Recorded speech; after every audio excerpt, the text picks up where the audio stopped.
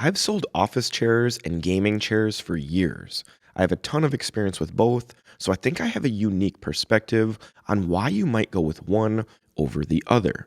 Having the opportunity to see so many different models has really changed my overall perspective on gaming chairs in general. Sometimes people call me biased towards office chairs, which is true.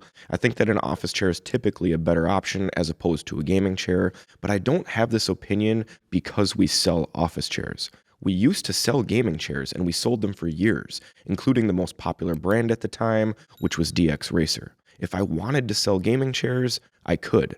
I choose not to because I think for the most part, they're detrimental to your sitting experience and ultimately to your health. Now, that's not to say that gaming chairs can't be good for some people.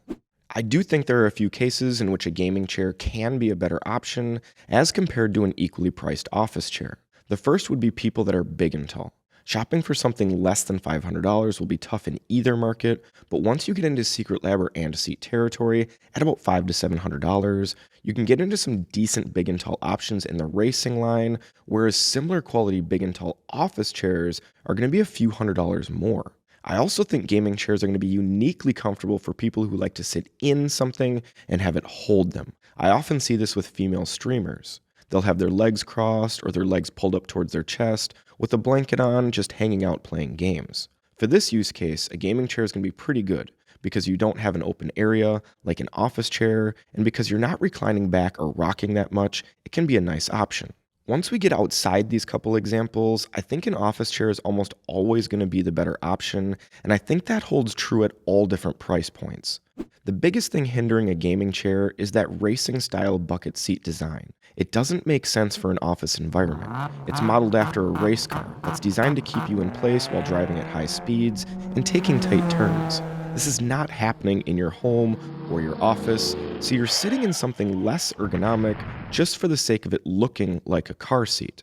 The bucket seat limits adjustability and goes against what we're learning when it comes to ergonomics in office chairs. The bucket design has pronounced side bolsters on the seat and back. Again, copying a design that is meant to hold you in place at a time when we see the highest end brands in the world making their chairs more and more flexible to allow for movement and freedom in the chair.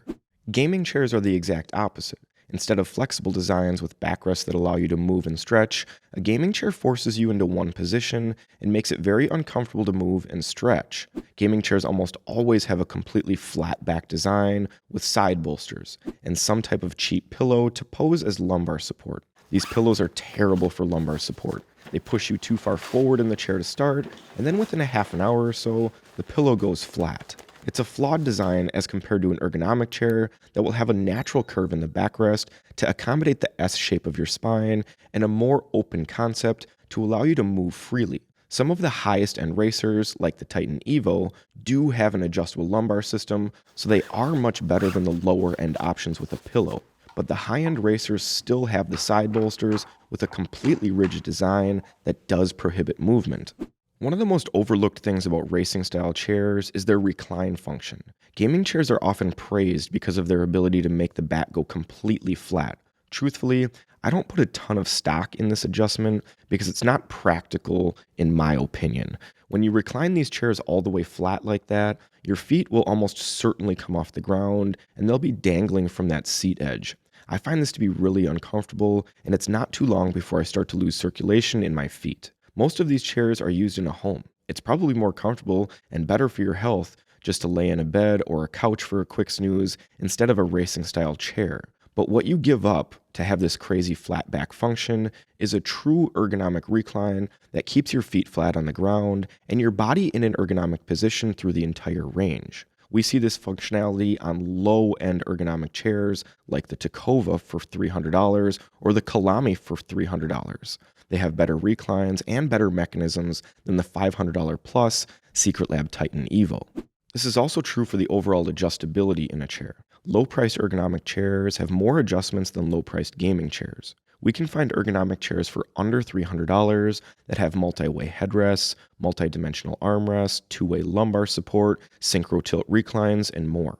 A gaming chair for under $300 will have the lowest end recline on the market with the most limited adjustment package possible because the bulk of the spend went into the metal frame and the multicolored upholstery with a logo. The best racers, like the Titan Evo, will have comparable adjustment packages to an ergonomic chair with a similar price, but I don't feel they can compete with the comfort offered by those ergonomic chairs like the Eurotech Vera, Hayworth Soji, and OM Yes. Those chairs just have more comfortable seats, more comfortable backs, and the open concept just lends better to that flexibility and movement that I look for in a chair. The Racer design is also limited in the high end because it can only be so good. Once you get to that Titan level, there isn't much more you can do with the chair to make it better, which is why the best gaming chairs are simply reskinned versions of ergonomic office chairs. Chairs like the Mavix M9, Gaming Embody, and Gaming Fern are miles better than the Titan Evo, and you will pay much more for them. But there's a reason that the best gaming chairs in the world are modeled after the best ergonomic chairs and not the other way around. You will never see Herman Miller or Steelcase come out with an ultra expensive version of a racing chair.